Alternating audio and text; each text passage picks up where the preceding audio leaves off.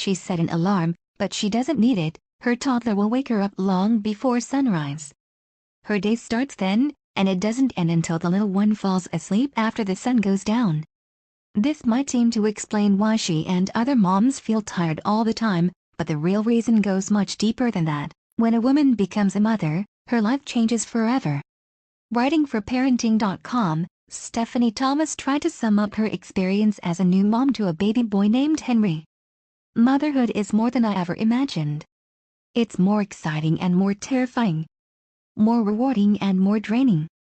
Easier to figure out yet totally confusing, she wrote. One thing that most new moms do experience is a complete shift in their day-to-day routines. Raquel Dapis described her typical day in a piece for HuffPost.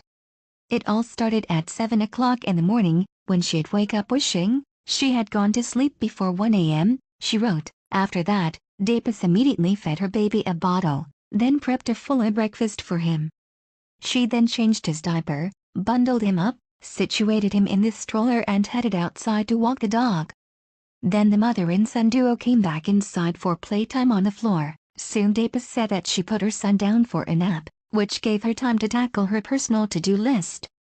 On the day she described for HuffPost, she did a full load of laundry and ran the dishwasher, schedule D, 4 doctor appointments and 1 pediatrician appointment and 2 dentist appointments and paid several bills online, she wrote.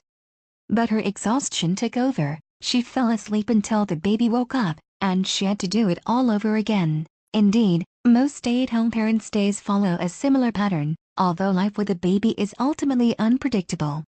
And each mom's struggles will be different too. Some need help to get their little one to latch and breastfeed, while others worry about proper hygiene and care for such a small and fragile person. Yet the daily routine counts for only a fraction of why so many moms feel exhausted all of the time. Christine Scoudle has delved into the topic even more for HuffPost. She wrote, I'm quite sure that it is a scientific fact that parents never feel like fully functional human beings again. Or maybe they just change the definition of what fully functional means, so that it no longer implies anything closely related to rested. For one thing, Scoudle has wrote, parents don't have any downtime when they're surrounded by kids. The other day I tried to program my cousin's number into my phone. I tried about 8 times before giving up completely because my children were all up in my space, bumping my arms and touching the screen, she recalled. The story went to show that she barely had time to herself to complete even the smallest of tasks. Not only are children active all day long, but parenting becomes a non-stop responsibility, as Scoudle puts it. There are no days off. This becomes even worse when the mother's health is compromised. Being sick is the worst, because you can't be sick. At least, you can't act like it, she went on. Another exhausting aspect of parenting is the physicality of it. Pregnancy asks a lot of a woman's body, but that's just the beginning. For the first few years, parents are constantly carrying their kids around, lifting a 35-pound toddler on one hip and a 20-pound toddler on the other, Scoudle wrote, and carrying around a baby wasn't quite like lugging a heavy inanimate object, Scoudle continued. These aren't like bags of flour here, they're rotting, wrenching, bucking bronchos, she wrote. Because of that, Scoudle concludes, there is little to no chance of getting through parenting without tearing a cornea or herniating a disc. Then Scoudle mentioned the fact that motherhood requires constant cleaning. She recalled a morning on which she had planned to grab her infant and go but realized the baby had thrown up on herself. So Scoudle needed to give her daughter a bath and change her clothes before she could walk out of the door. But that's not all, the house needs attention too. The amount of frenetic cleaning of bodies and houses that parents end up doing is mind-boggling, Scoudle wrote. A day in the life of any parent includes picking up toys, bending over, putting things away, doing laundry, washing dishes. The exhaustive list is exhausting. Worst of all, Scoudle contended, this task never gets any less tiring as kids get older. Instead, she wrote, as kids get bigger, so does their stuff. Teenagers have more surface area than toddlers, which means more dust, more circles around the tub, more bodily stench, and definitely more clothes on the floor. Then moms have to find time to spend with their partners, and their choices are slim. Sometimes, they have to stay up until 2 a.m. binge-watching Netflix with their spouse, Scoutles wrote. And, while this only added to the next day's tiredness, she wrote that it was worthwhile for couples so that they stayed connected in the midst of the chaos. Shockingly, Scoutles' list of tiring parental to-dos didn't end there. She went on to describe what a night of sleep looks like for moms at all stages of their child's life. Sleeping through the night initially means sleeping for longer than 2 or 3 hour stretches. Once your infant gets past that point, people seem to forget that doesn't mean jack, she wrote. A silently sleeping baby can also incite fear in new parents, Scoutles went on.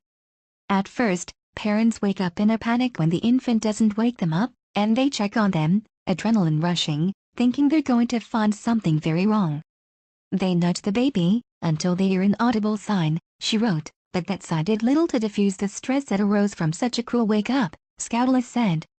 Then, parents either can't fall back asleep because of all that adrenaline, or they can't fall back asleep because they woke up their kid.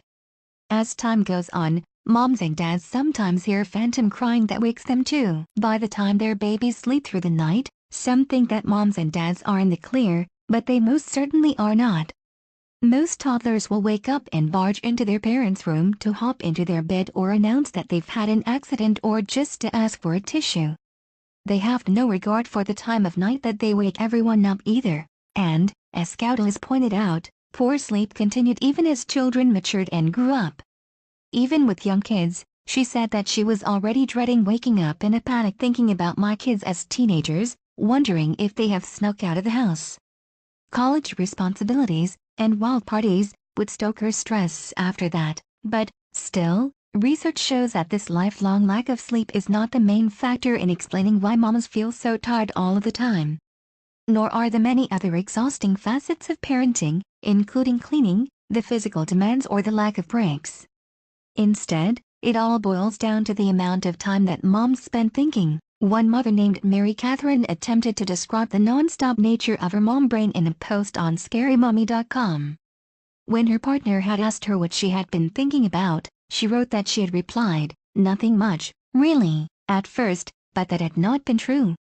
Then she added, wondering how the kids are doing at the grandparents'. But that still wasn't all of it. In reality, Mary Catherine wrote, "My brain is always spinning. Always.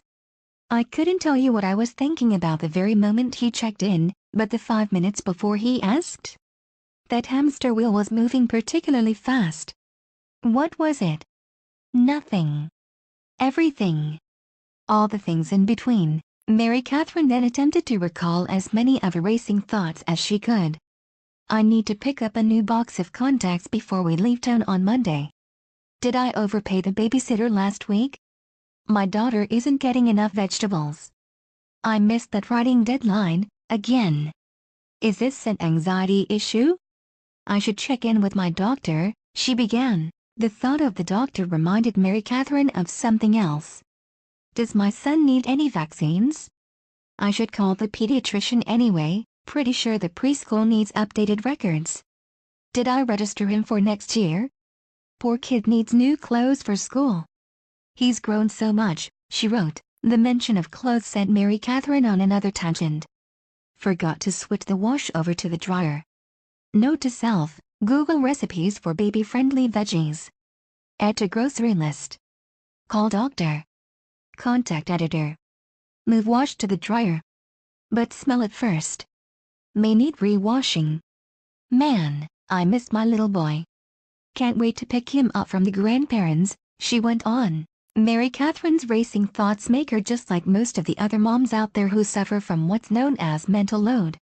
It's a feeling that's backed up by science too. In fact, research into the topic traces all the way back to 1996, when sociologist Susan Walzer's article, "Thinking About the Baby," first appeared in print. By that time, researchers had already revealed that women, even those who held down full-time jobs, came home and continued working. They called a second shift, or the to-do list that has to be completed when a person returns from a long day on the job.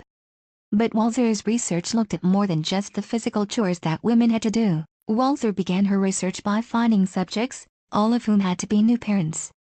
It turned out that she found them in quite an interesting way. She scanned local newspapers to find birth announcements for couples in the vicinity.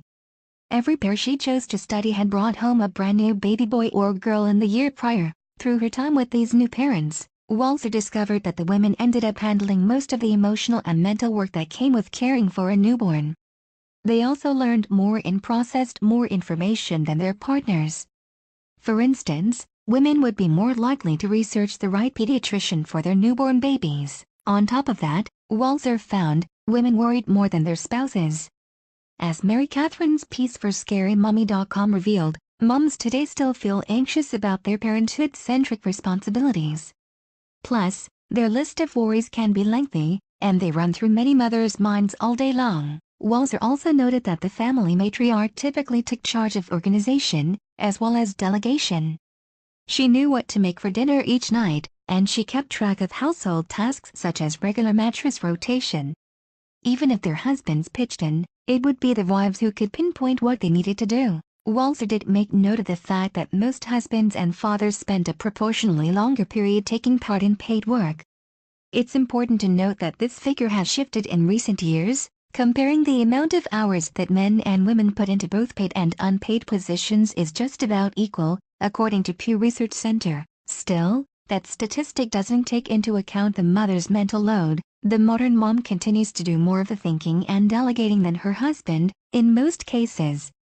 And, as Lisa Wade wrote for Money magazine, like much of the feminized work done more often by women than men, thinking, worrying, paying attention, and delegating is work that is largely invisible, gets almost no recognition, and involves no pay or benefits. And although some put a mother's mental load down to the fact that she's better at handling it all than her husband, Wade had another idea.